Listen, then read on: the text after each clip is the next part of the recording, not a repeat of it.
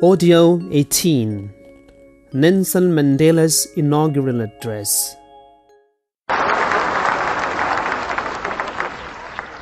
Your Majesties, Your Royal Highnesses, distinguished guests, comrades and friends, today all us do, by our presence here and by our celebrations in other parts of our country and the world, confer glory and hope to newborn liberty. Out of the experience of an extraordinary human disaster that lasted too long, must be born a society of which all humanity will be proud.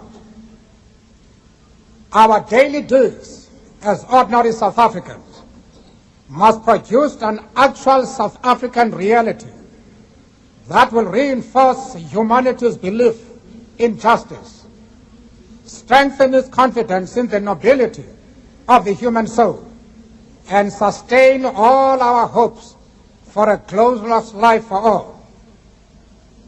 All this we owe both to ourselves and to the peoples of the world who are so well represented here today. To my compatriots, I have no hesitation in saying that each one of us is as intimately attached to the soil of this beautiful country as are the famous jacaranda trees of Pretoria and the mimosa trees of the Bushveld. Each time one of us touches the soil of this land, we feel a sense of personal renewal. The national mood changes as the seasons change. We are moved by a sense of joy and exhilaration when the grass turns green and the flowers bloom. That spiritual and physical oneness we all share with this common homeland explains that the depth of the pain we all carried in our hearts as we saw our country tear itself apart in terrible conflict, and as we saw it spent, outlawed, and isolated by the peoples of the world, precisely because it had become the universal base of the pernicious ideology and practice of racism and racial oppression.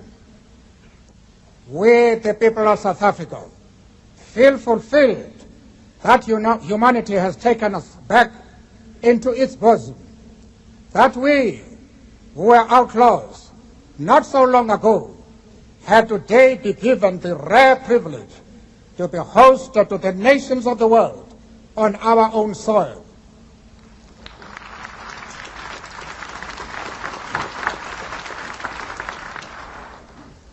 We thank all our distinguished international guests for having come to take possession with the people of our country. What is, after all, a common victory for justice, for peace, for human dignity.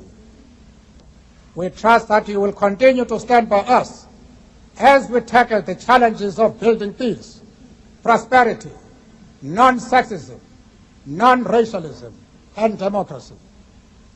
We deeply appreciate the role that the masses of our people and their political, mass democratic, religious, women, youth, business, traditional and other leaders have played to bring about this conclusion.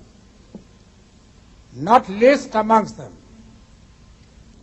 is my second Deputy President, the Honorable F.W. de Klerk.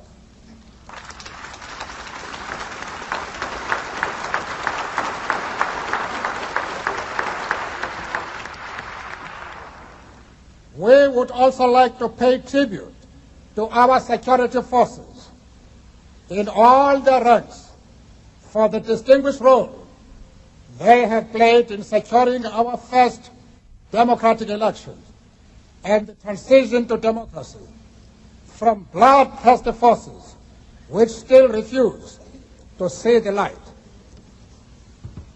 The time for the healing of the wounds has come.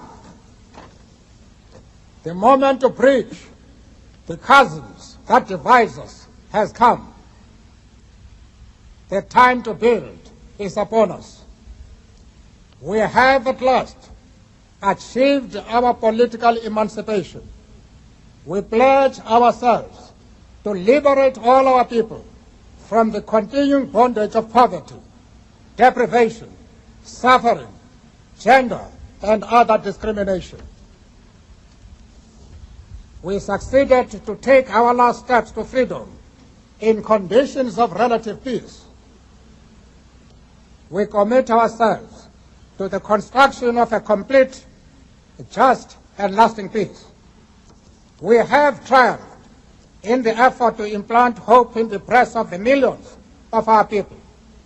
We enter into a covenant that we shall build a society in which all South Africans, both black and white, will be able to walk tall without any fear in their hearts, assured of their inalienable right to human dignity, a rainbow nation at peace with itself and the world. As a token of this commitment to the renewal of our country, the new interim government of national unity will, as a matter of urgency, address the issue of amnesty for various categories of our people who are currently serving terms of imprisonment. We dedicate this day to all the heroes and heroines in this country and the rest of the world who sacrificed in many ways and surrendered their lives so that we could be free. Their dreams have become reality. Freedom is their reward. We are both humbled and elevated by the honor and privilege that you, the people of South Africa, have bestowed on us as the first president of a united, democratic, non-racial, and non-sexist South Africa to lead our country out of the valley of darkness. We understand it still that there is no easy road to freedom. We know it well that none of us acting alone can achieve success. We must therefore act together as a united people for national reconciliation, for nation building, for the birth of a new world. Let there be justice for all. Let there be peace for all. Let there be work, bread, water, and salt for all. Let each know that for each, the body, the mind, and the soul have been freed to fulfill themselves. Never, never, and never again shall it be that this beautiful land will again experience the oppression of one by another and suffer the indignity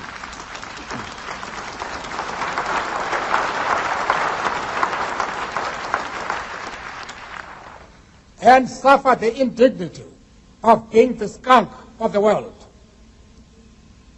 The sun shall never set on so glorious a human achievement. Let freedom reign. God bless Africa. I thank you.